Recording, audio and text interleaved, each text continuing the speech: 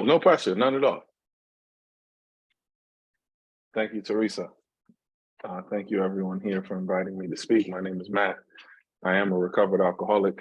It is an honor and privilege to be asked to speak anywhere, but in the rooms of Alcoholics Anonymous is an especially flattering, fulfilling, and heartwarming privilege. And so I'm grateful to be here.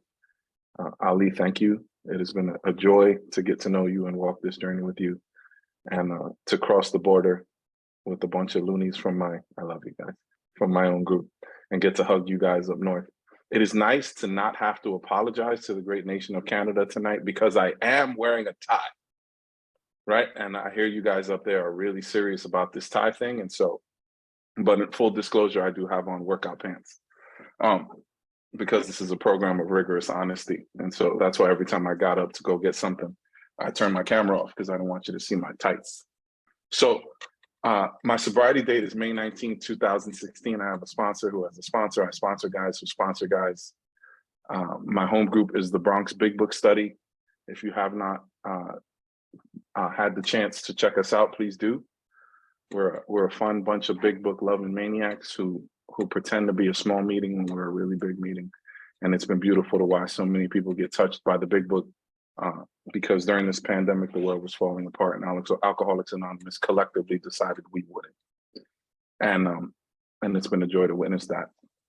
So when Ali asked me to speak at this meeting, I really thought, like, my first thought was like, he must be running out of people, right? Like he must be running out of people, right? This meeting has been like a who's who of Alcoholics Anonymous, and then little old me comes in here. It's like that game in kindergarten, right? Like which of these is not like the others, right? And here I sit, the square peg, surrounded by triangles, and that's just simply not the case, right? That's my ego, which loves to compare, and loves to fool me into thinking I'm either better than or worse than, or I don't belong. And if there's anything I've learned in my time here at Alcoholics and in Alcoholics Anonymous, it's that no matter what I do, no matter where I go, when I open my mouth in a room and I say I'm an alcoholic, we are instantly connected, right? And so the charge today is to talk about my experience with Step 11, which is sought through prayer and meditation to improve our conscious contact with God, praying only for knowledge of His will for us and the power to carry that out. And that's a mouthful for how I nurture my relationship with this power that I've gained access to. And Ali was very clear. He said, the people who do well, right, Ali, I don't know if I'm supposed to like break the fourth wall and talk about this, but I'm gonna do it anyway, right? He says, the people who do well and get good responses in these meetings are the ones who don't teach. And I was like, Ali, I've got nothing to teach. There's a collective 7 centuries of sobriety that shows up to this meeting every Tuesday. All I can ever speak about is my walk, right? Is my experience, is my journey in Alcoholics Anonymous. And I think that it would serve me to share with you a little bit how my relationship with God was before I got here, and why that plays a role in my relationship with God now, and in my 11-step practice, which I'm going to say from the very beginning is not perfect. Shocker, right? I don't live the life of a monk. I don't spend every single day of my life in deep and devotional prayer and long silent time. There are days when the noise in my head is louder than my desire to seek. And I found that the longer I stay here, the desire to seek outweighs the noise in my head. And that is just my truth. And I was raised in a spiritual home. I was not raised in a home where there was a ton of drinking, right? It seemed to quiet down a bit a few years after my father passed, and my mom joined the church, and she was raised in a Pentecostal home, and then she joined our local church where my sister and I went to school, and she began setting her schedule up so that she could do the readings on Sunday, and that required that we went to church every Sunday. Right, and I was an active participant in the church community, and I had what I thought was an understanding of God. And the understanding that I had of God as a child, as a teen, was that I did what God wants and I got rewarded. And when I didn't do what I thought God wanted, I got punished. And what happens is when I navigate my life like that, is that I start to treat God like a stern dad. And so when I'm not behaving in a way that I think that God wants, I turn away from God. And I know now that when I do that, that I'm setting myself for trouble because God does not punish me. The understanding that I have of God now is so much further from that than I could have imagined. And I punish myself, right? And at 18 years old, I followed a very pretty girl from high school into another church, and she left and I stayed. And I answered altar calls, and I wanted to know God in a way that the people in this congregation knew God. And so I stuck around, and I went to Bible studies, and I went to prayer meetings, and I went to young men's breakfast, and all of these things that I did, I was a part of. And I could pray in a way that I felt connected.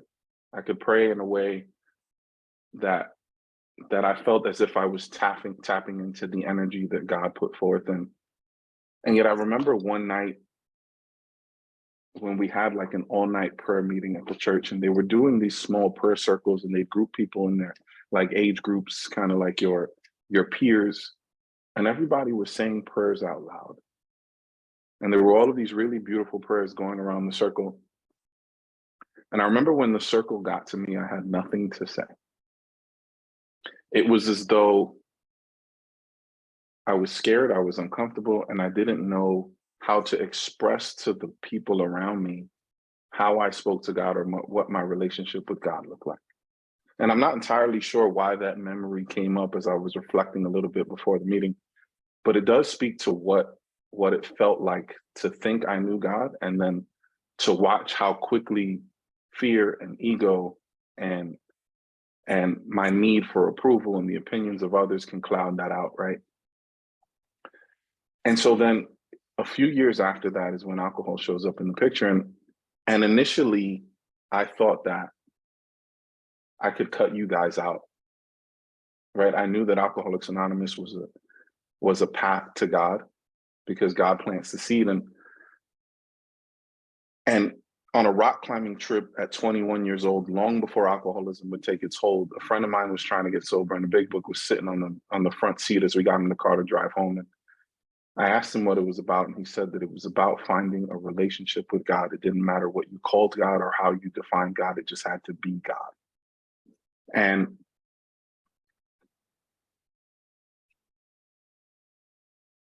And all those years later, when I would find my way to Alcoholics Anonymous, I understood that it was God. And so I thought I'd cut you guys out. Like, I know where God is. I'd been there, spent a lot of time there my whole life. I'd go directly to the source. And the thing was that 2 hours on a Sunday, no matter how fiery the sermon, no matter how beautiful the music, no matter how good the free bagels were, and no matter how lovely the companionship and the fellowship was, it's not enough for me to enact a relationship with God that will help me recover from alcoholism. Right. And as I went through the steps initially, I would do what you guys told me. Right. Because so much of my personality is that I'm a joiner. Right. I don't know where I fit in. So in an effort to fit in, I'll do what you do, and I'll say what you say, and I'll easily assimilate to your culture. And the thing is that lip service doesn't help us take us very far in Alcoholics Anonymous. And so very quickly, you guys were on to me. Right. And very quickly, the guilt of that started to show up. And the prayers went from God help me to like, God, how can I be more honest? God, how can I tell my truth? God, how am I going to get sober? Because for whatever reason, I really started to understand the problem. I didn't understand where God really fit into the solution. I could not connect the two, right? And when I finally stayed here and I started to pray in a way that was not so formal, right? And I'm not knocking formal prayers, because the advice that I'd gotten early on about like putting my shoes under my bed so that I would be on my knees, and then while I was there, just knock out a couple prayers and saying the Serenity Prayer and the Third Step Prayer and the Our Father and all that other stuff. That was very helpful and very powerful in the beginning. But when I came here and stayed, I needed to start to nurture a relationship with God that felt authentic. I'd had a counselor in treatment one time ask me how I wanted to show up in the world. And two of the things that I said was I wanted to be honest and I wanted to be authentic.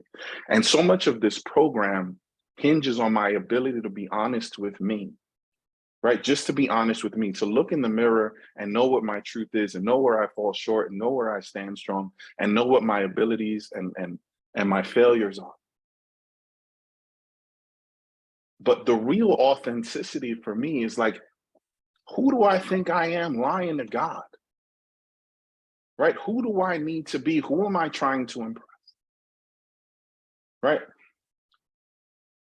When I start to develop a little bit of humility in this program, as I start to like get right sized, as they say, what happens is I realize that I am really just this minuscule speck of dust on a rock spinning around a fireball.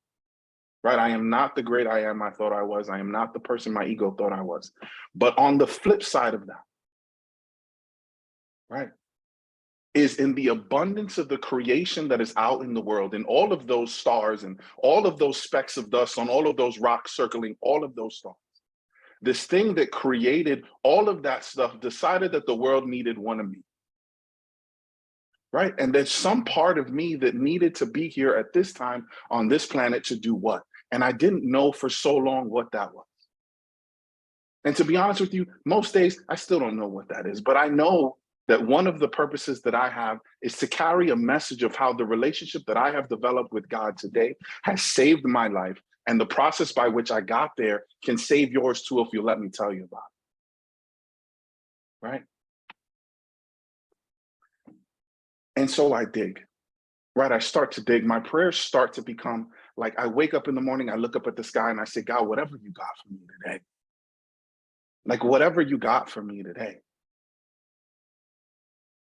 Right? And I get out of my bed, and meditation seemed incredibly impossible for me in the beginning. Right? I can't sit still for 10 seconds. I just can't. I start to fidget, right? I find the loose thread on my pants. I start worrying about whether or not the Yankees are going to make it to the playoffs. It's just gone. And I started to think that, right, I wanted to control the experience. And there are these things, these threads that get woven through my experience that in retrospect make me understand that God had been inching me along the entire time, right? There's an ancient group, and by ancient, I mean ancient, like the steps were on tablets when this meeting was started, right? Like the Mustard Seed in New York City on 37th Street. It's one of the oldest groups in New York.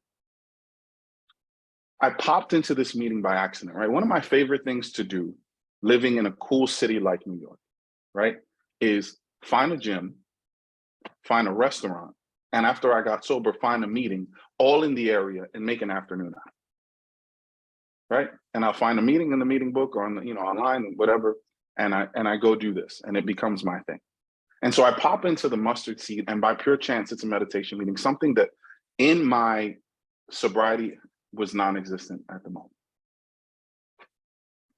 And I sit in this meeting, and the young lady who was chairing the meeting, she's giving instructions on how to meditate. And the first thing she said was, I want you to breathe to the count of 10. And every time that your thought gets in, your breathing, your counting of the breath gets interrupted, I want you to start back at 1. And so it's just 1. Yankees, we're back to 1, right? And this was the practice of trying to not focus so much on the thoughts and just let them kind of come through, right? And kind of observe them as if I was some sort of person sitting on the side of the road, and I didn't need to chase them anywhere.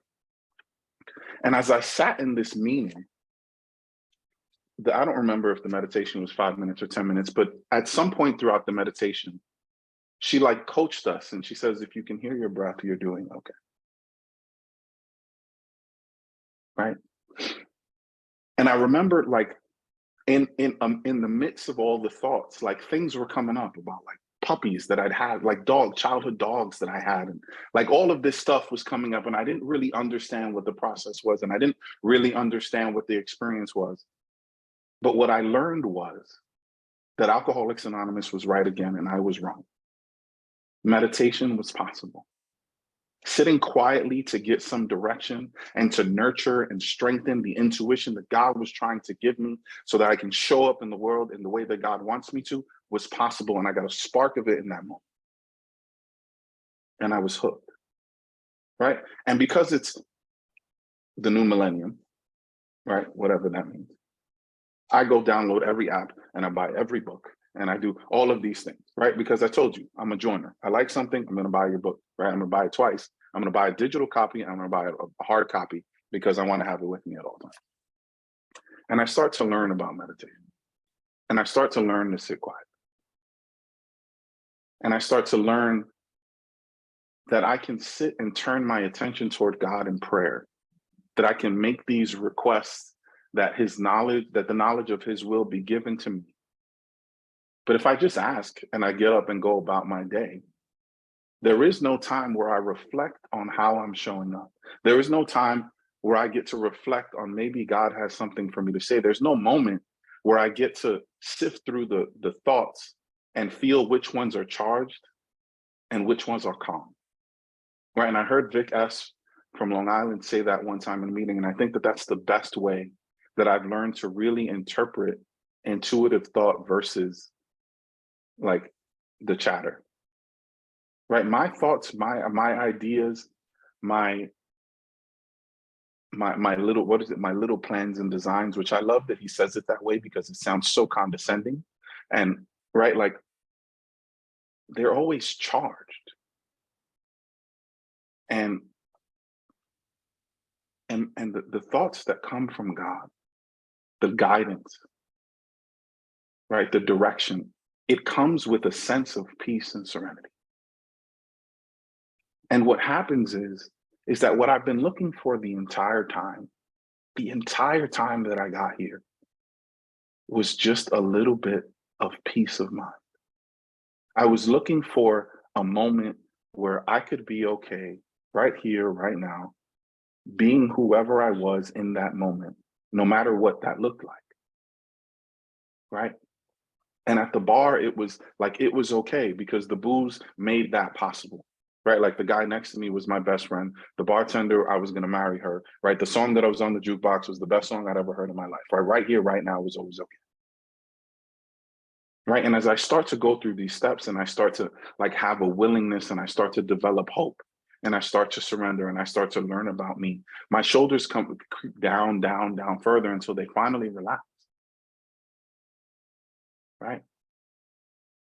And so I get to this place of I can sit quietly and reflect on me. I can sit quietly and listen for God. And there is no more peace than in the place where I get to sit and be okay doing absolutely nothing but listening for God. Right. And so 2019, I was coming up on 3 years sober. And this is just my experience, and this is the way things make sense in retrospect, and these stories and these ideas and these thoughts come up because I guess that's where we're going. I love when Kevin says that all the time. Like the thought comes up and in the middle of speaking, he says, okay, God, I guess that's what we're doing. Right. And so January of 2019, after like some really emotional upheaval that happened in my life, I find my way to like a YouTube yoga channel on New Year's Eve in my house alone. And I roll out my mat, and yoga is something that I'd done since I was about 16 years old, on and off. And for whatever reason, it called to me that night. And I don't know why. It was still the same yoga mat I'd had in my new apartment that I'd had in my mother's house as a kid. And I roll out the mat and I do this yoga class, and I find this instructor who for whatever reason, right, like all of those years of doing yoga, the spiritual aspect, the seeking part of it had eluded me. And in this moment, that information I was available for that information. And so I start sitting quietly after the yoga class. I start sitting quietly for meditation, Eastern meditation. And I find my way into a yoga studio, which is very much old school. And I'm sitting and I'm taking the class for about a month. And one of my instructors sees me reading some of the literature there. And we've talked and we've had conversations. And she's a very spiritual woman and she knows that I'm sober. She says, I think that you should teach yoga. Are you thinking about teaching yoga? And I said, absolutely not. I have zero desire or aspiration to teach yoga. And she says, well, I think you should. And so I go home and I get on my computer and I Google, how do you know that you should be a yoga teacher? And a YouTube video pops up and it says the number one reason that when you should consider yoga teacher training is when your favorite yoga teacher says, I think you should be a yoga teacher. And I said, well. And so I start training to be a yoga teacher. And we start to learn about the things that bring us into this practice. And one of the words that we learn and one of the practices that within the yoga world is called pranayama, right? And pranayama is just breath work, right? But prana is more than breath. It's almost considered like the life force, right? The life energy, right? In other religions, it's called the chi.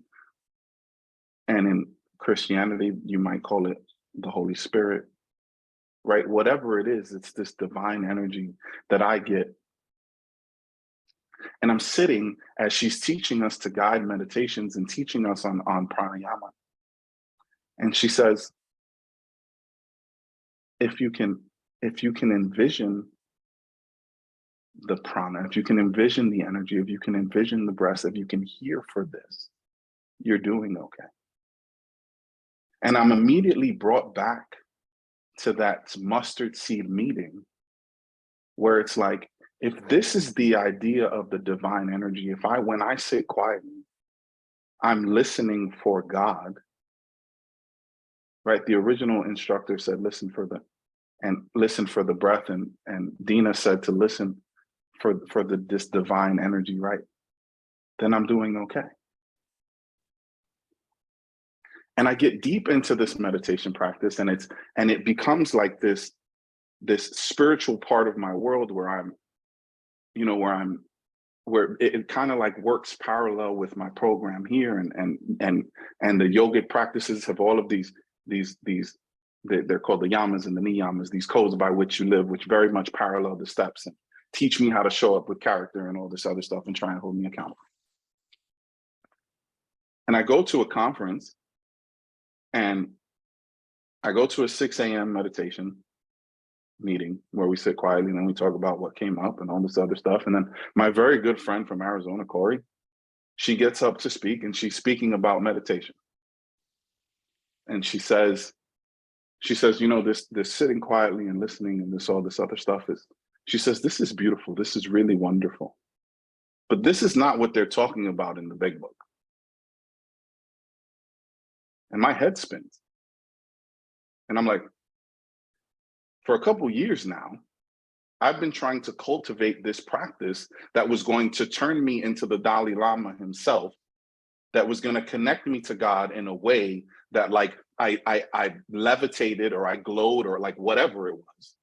And here it was smack dab in my face that my 11th step practice wasn't dependent upon whether or not I could contort my legs into lotus position or if I could play a singing bowl. All of those things were wonderful and 100% were effective ways for me to connect with God. But I'm given specific directions and I'd realized that I'd been using those sparingly, right? Because I'm given tools in step 10 before I get to step 11 on how I live my day.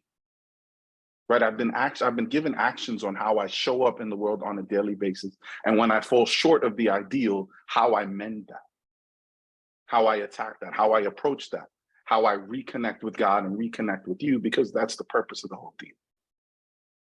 But at the end of the night, I am to sit and reflect on how I showed up throughout the day. And that is my meditation for the night. That is my practice on how I get closer to God.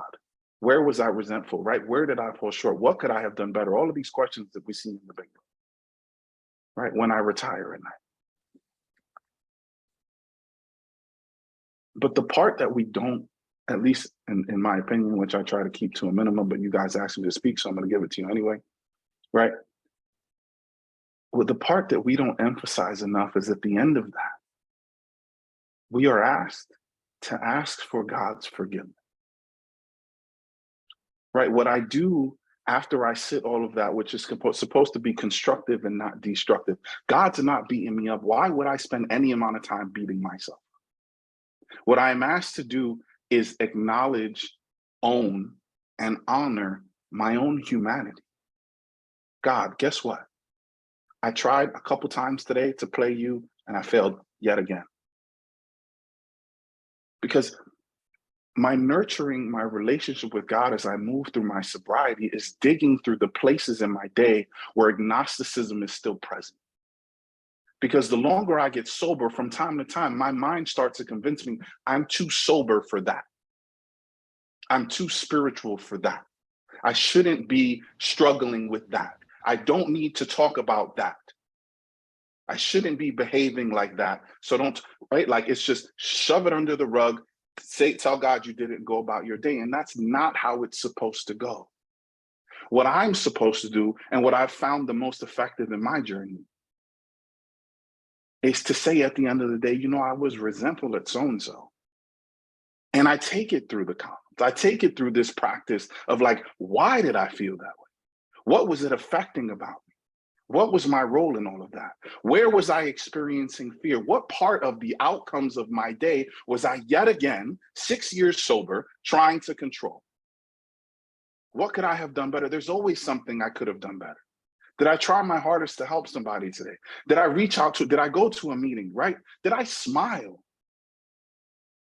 Did I drink enough water? Right? Like, these are the things that I look at the end of the day, and they might seem silly to some, but this is the practice of it. And then at the end of all of that, I don't say like, dude, you suck. Like, you're really not doing this sobriety thing well. What I say to myself is like, God, these are the parts of my life today where I didn't really let you in. Tomorrow when I wake up, I'm going to consider what you'd have me do for the day. And in my own thoughts and efforts, what I'm going to try to do is I'm going to try to sneak you back into the parts where I fell short. Right? And when I wake up in the morning, having squared myself away with God the night before, what I'm given is a chance to start brand new. Right? I wake up and I consider my plans, right? And I say this all the time to my guys who I'm taking through the book. When we get to step 11, I say like, dude, when you wake up in the morning, if you've got a to-do list, write it in pencil. Because I'm not sure what God's going to have planned for me. I'm not entirely sure where God's going to take me. And if I'm waking up in the morning and I'm saying, God, please give me knowledge of what you need me to do. Give me a clear assignment and give me the tools that I need. And then I say, you know what, God, I've got this to do and that to do and that to do and that to do. And then when the message comes in that I got to go meet up with some guys for a 12-step call or take somebody to treatment, right? Like it's not gonna mesh. Right. And I'm gonna give you an example of this, and right where the prayer and the meditation and the like stories. Alcoholics Anonymous is a great place to listen to some really amazing and miraculous stories, right? And January 2021, sitting in the firehouse, having a disagreement with someone. And there's been a guy that I've been searching for the bulk of the pandemic who came up on a list of amends that I needed to make. And this was from, I don't know, almost 20 years ago. And I can't find him. And I'm calling him. And every time I call this guy, I want to say I tried. Right? Like that's it. Like I want to check it off of the list because that's right, like done. And yet it never felt.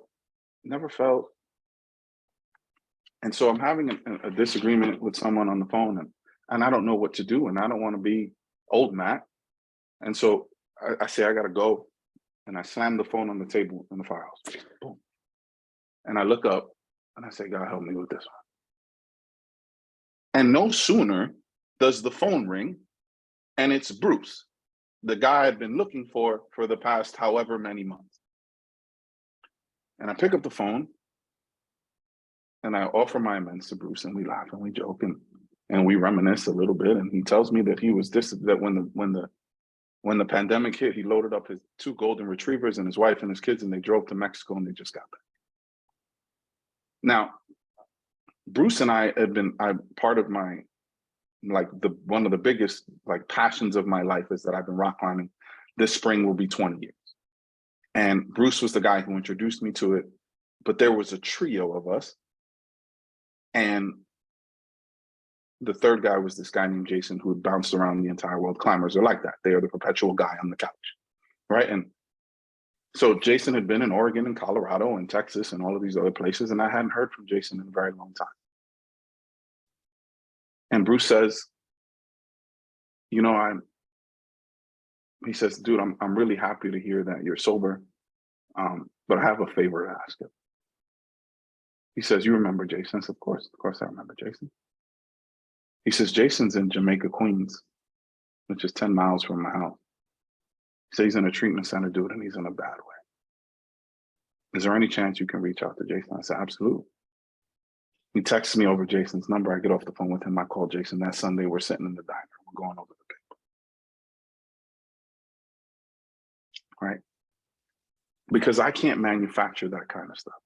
And if I don't lean on God in the times when it's hard, I'm not given the direction that's gonna push me into the place where God wants me to be. It just doesn't work that way. My ideas, my plans and designs are just never enough. Right? Now, Jason stumbles a little bit, and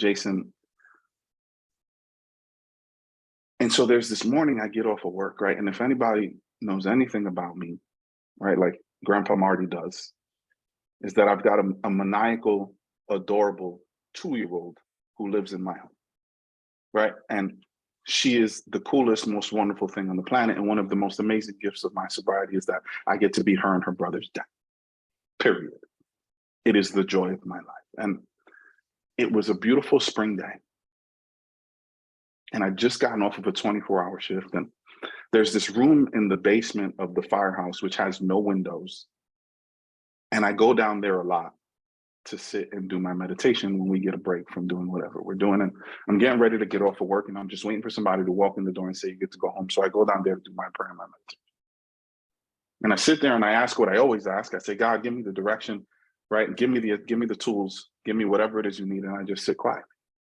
And as I'm sitting there quietly, all I can think of is that it's this beautiful spring day, and all I want to do is take my daughter to the park and just hang out with my daughter. It's all I want to do. I hadn't seen her in a couple of days. I work 24-hour shifts. Sometimes I work 24, I get off 8, I'm back for another 24, and it feels like days that I don't see my kids.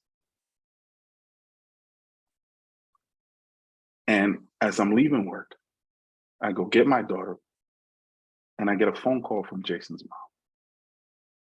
And she says, listen, man, he's been lying. He's been lying to you the entire time. He's drinking. He's bad. I can't get him off the couch. He hasn't eaten in days. His skin is pale. His eyes are yellow. Like, I don't know what to do. And I'm looking up at the sunshine and the perfect weather, and I'm like, what do I do? The choice is easy, really. So I called George, and I said, I need some help. I've got a baby in a car seat and a sponsee who needs to go to treatment. And he says, come get me. And I go over there, and I've got Summer in my arm, and I've got George by my side. And I walk in the door, and I can hear Jason in his rant going off at his mom, and he turns around and he sees my daughter, and he's completely and totally disarmed. He just quieted down, and he almost like cowered. And he packs up his book bag, and he puts on his jacket, and he says, all right, I'll go. And I call my mom, who's in retirement, but happens to pick up random shifts at a treatment center. And she happened to be working that day. And I said, "Mom, you got a bed?" And she said, "Bring him, I'll get him right in." And I drive over to Harlem, and in half an hour, he's in a bed. And a half hour later, I've got a coffee in my hand and George on the bench, and we're at the park, and my daughter's running around, and my day just went just as how I desired. And yet I had a moment, just a moment, to tap into what God was asking me to do, just a moment. And the thing that I thought that was going to have in my daughter, like, how do you take a baby on a 12? Like, she was just the touch. Like, he just looked at her and he was just like, all right. Thank you.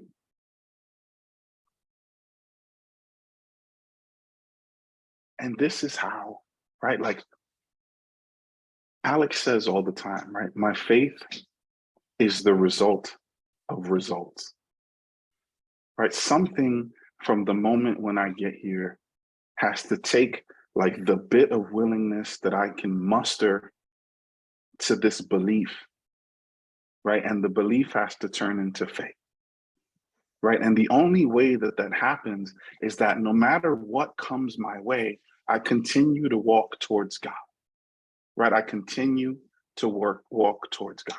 I got 5 minutes. I'm gonna try and tell you one more story because it's a really powerful one. And there have been times throughout my sobriety where I've tried different things, right? And for a while I was doing, and I return to it from time to time, but for a while I was doing two-way prayer, right? And I'm not gonna go into the history of it. There are probably people here who could teach a course on it. And so when my daughter was born, I used to drive a 2011 Nissan Versa hatchback, right? Which like, God bless that car. The guys in the rooms around here called it the Blueberry. So many guys went to treatment in that car. We packed that thing up to the brim with guys to go to meetings like it. But when you got a family of 5, it's not really conducive to living comfortably.